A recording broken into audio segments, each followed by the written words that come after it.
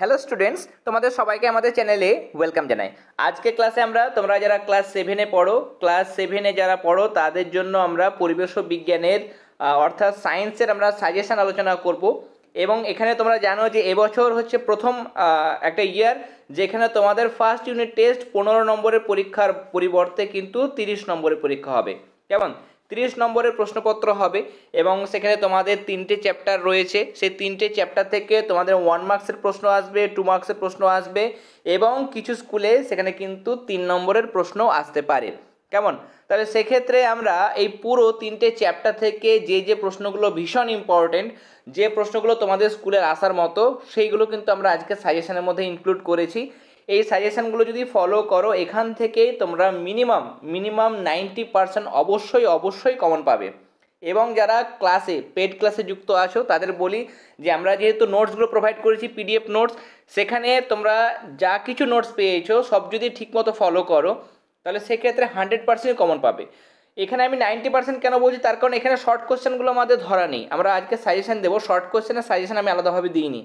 তাহলে যারা regular class follow করেছো, পেড ক্লাসে থাকলে বা যারা পেড ক্লাসে নেই, সবাই যেহেতু ইউটিউবের মধ্যে ফ্রি ক্লাস পেয়েছো, তাহলে সেখানে শর্ট কোশ্চেন যদি তোমরা দেখেছো তাহলে আমরা কিন্তু পুরোপুরি 100% আমরা বলতে পারি যে সাজেশন তোমরা কিন্তু কমন পাবে। কেমন? তাহলে আজকের সাজেশনটা দেখবে, তার সঙ্গে শর্ট কোশ্চেন যেগুলো দেওয়া হয়েছে আমাদের চ্যানেলে ক্লাস দেওয়া হয়েছে সেখান থেকে দেখে নিও। দেখো, আমাদের সাজেশনের মধ্যে প্রথম প্রশ্ন হচ্ছে আমাদের তাপ চ্যাপ্টার থেকে, সেটা হচ্ছে দেখো সেলসিয়াস ও ফারেনহাইট স্কেলের মধ্যে সম্পর্ক প্রতিষ্ঠা করো। 1 নম্বরেও দিতে পারে যে সেলসিয়াস ও ফারেনহাইট স্কেলের মধ্যে সম্পর্কটা কী, মানে C/5 = F - 32/9। নেক্সট, কোন উষ্ণতায় সেলসিয়াস ফারেনহাইট স্কেল পার্ট সমান হবে? তারপরের প্রশ্ন দেখো তাপ আর উষ্ণতার মধ্যে পার্থক্য, দারুণ ইম্পর্টেন্ট। কোন বস্তু দ্বারা গৃহীত বা বর্জিত তাপ কোন কোন বিষয়ের উপর নির্ভর করে? 3টে বিষয়ের উপর নির্ভর করে: বস্তুর ভর, বস্তুর উষ্ণতা বৃদ্ধি বা হ্রাসের পরিমাণ, আর 3 নম্বর হচ্ছে যে বস্তুর উপাদান। ওকে, লিন তাপ কাকে বলে করবে? এই যে এখানে প্রশ্ন দেওয়া হয়েছে, এই দুটো প্রশ্ন দারুণ ইম্পর্টেন্ট। দুটোর মধ্যে একটা সাধারণত স্কুলের পরীক্ষায় দিয়ে দেয়, সেটা হচ্ছে বরফ গলনের লিন তাপ 80 ক্যালোরি পার গ্রাম বলতে কি বোঝো, বা জলের বাষ্পীভবনের লিন তাপ 537 ক্যালোরি পার গ্রাম বলতে কি বোঝো। এগুলোর আনসার আমি ব্যাখ্যা করছি না, তার কারণ অলরেডি সব ক্লাস কমপ্লিট হয়ে গেছে। তাপ চ্যাপ্টার থেকে আমরা সমস্ত ক্লাসে মানে তাপ চ্যাপ্টারটা কয়েকটা পার্টে ভাগ করে সবগুলো কিন্তু বুঝিয়ে দিয়েছি।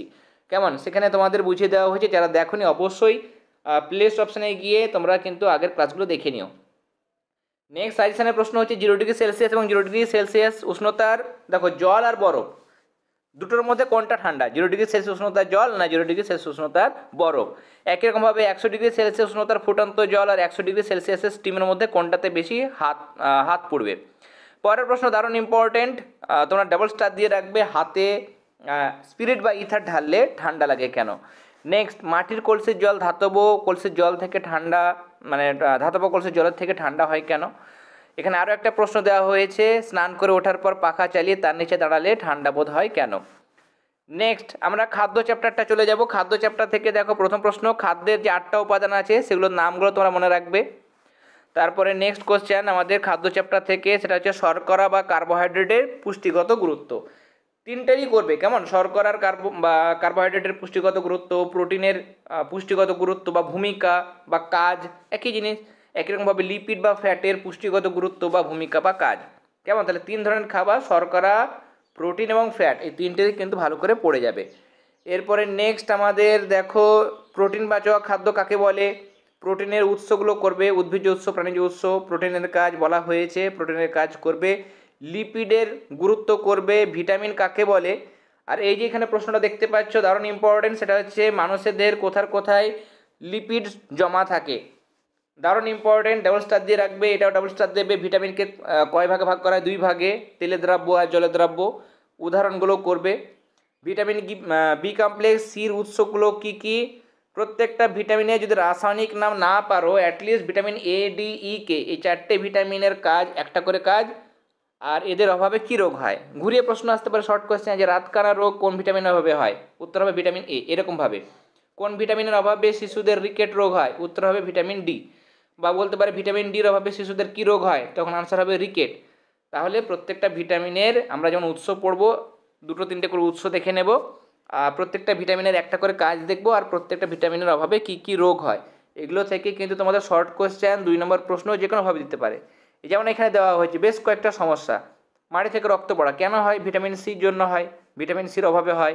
এরকমভাবে এই কোশ্চেনগুলো তোমাদের দেখে যেতে হবে। রোগের নাম দেবে, রাতকানা রোগ কিসের অভাবে হয়? এই যে ভিটামিনের অভাবে, রিকেট ভিটামিন ডির অভাবে, beriberi pellagra vitamin B complex, scurvy vitamin সির অভাবে হয়, রক্তাল্পতা অ্যানিমিয়া ভিটামিন বি কমপ্লেক্সের অভাবে হয়। এই কোশ্চেনটাও করবে। এরপরে তন্তু সমৃদ্ধ খাদ্য খেলে কোন কোন রোগ হওয়ার সম্ভাবনা কমে? দারুণ ইম্পর্টেন্ট। কেমন?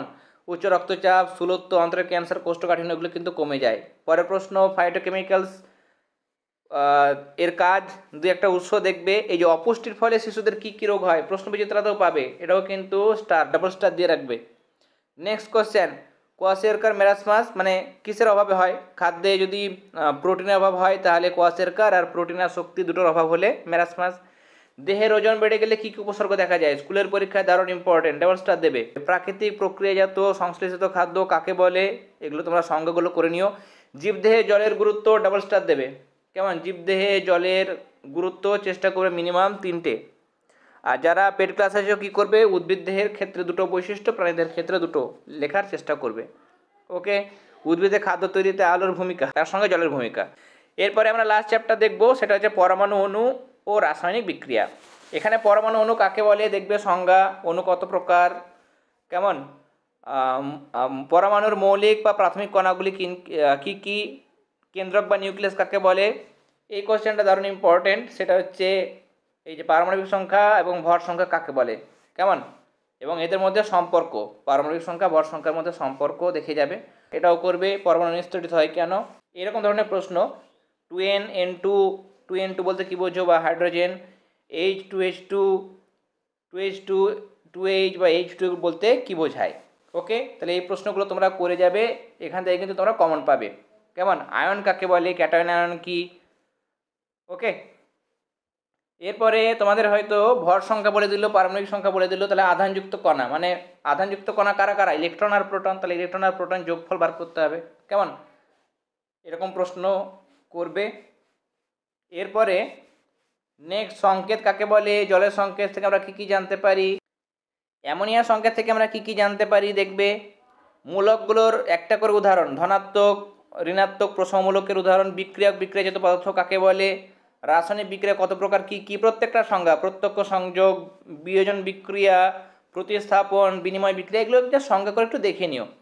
সরাসরি সংজ্ঞা হয়তো দেয় না, তোমাকে একটা বিক্রিয়া দেবে না, বলবে যে এটা কোন ধরনের বিক্রিয়া, তখন করতে হবে। আর এখানে আমি কিছু কিছু দেখো সংকেত দিয়েছি, তোমরা কী করবে, শুধু যৌগগুলোর নাম, এগুলো দারুণ ইম্পর্টেন্ট। কার্বন টেট্রাক্লোরাইডের সংকেত হচ্ছে CCl4, ফসফরাস পেন্টাক্লোরাইড PCl5, অ্যামোনিয়ার সংকেত দারুণ ইম্পর্টেন্ট NH3। কেমন?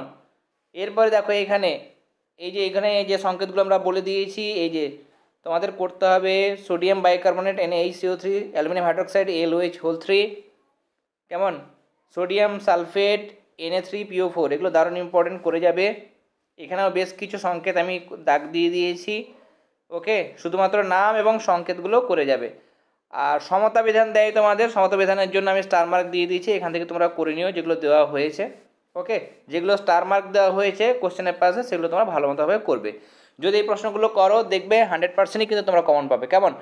এগুলো করবে, এবং তার সঙ্গে আমাদের পেড ক্লাসে যেগুলো শর্ট কোশ্চেন দেওয়া হয়েছে 1 নম্বরের প্রশ্ন, সেগুলো আমরা পেড ক্লাসে যারা স্টুডেন্ট রয়েছো তারা তো PDF পেয়ে গেছো, আর যারা পেড ক্লাসে নেই তারা ক্লাসগুলো দেখবে। ক্লাসে সেখানে আমরা 1 মার্কসের কোশ্চেন যেগুলো, সেগুলো তোমাদের দেখিয়েছি, ইউটিউবে ক্লাস দিয়েছি, সেখান থেকে তোমরা 3টে চ্যাপ্টারের যে শর্ট কোশ্চেনগুলো আছে সেগুলো দেখে নিও, তাহলে কিন্তু তোমাদের 100% পুরো প্রিপারেশান হয়ে থাকবে। কেমন?